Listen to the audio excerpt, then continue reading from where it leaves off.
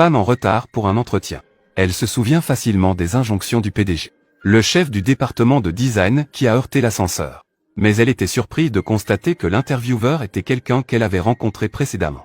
Mais lorsque la femme est arrivée à l'entretien, on lui a informé que tous ceux qui s'appelaient Lynn seraient embauchés aujourd'hui, même si ce n'était pas le cas normalement. Le PDG a immédiatement appelé le responsable des ressources humaines en voyant cela. La femme s'est précipitée pour s'échapper. Juste au moment où la femme allait révéler son nom, l'ascenseur s'est arrêté. La femme est restée immobile un instant puis a rapidement nié. Il lui a demandé de ne pas appeler par des surnoms et qu'elle avait un nom. Au moment où la femme allait dire son nom, l'ascenseur s'est arrêté. La femme s'est enfuie précipitamment. Cependant, les paroles du mannequin masculin l'ont frappée comme un coup de tonnerre. Elle a donc conclu qu'elle ne serait pas reconnue. Mais quand la femme est arrivée à l'interview, elle a rencontré par hasard le mannequin masculin avec lequel elle avait été en contact hier soir dans un bar. À sa grande surprise, dès qu'elle s'est retournée, pour gagner du temps, elle est même entrée directement dans l'ascenseur privé du PDG. Trouve n'importe quelle excuse pour piéger une femme.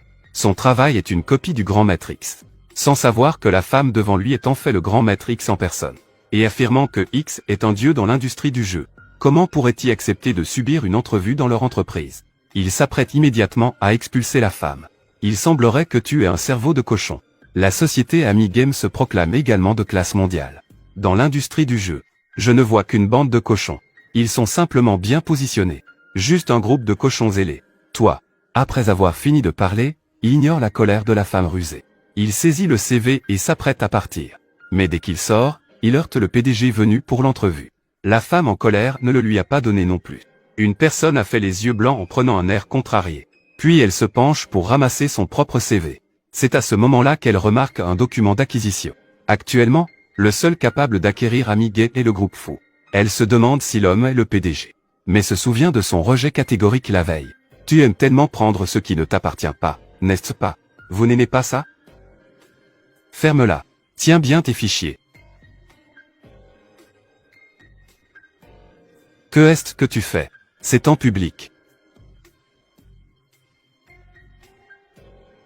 Dans ta main. Comment pourrait-il y avoir l'accord d'acquisition de Amieux?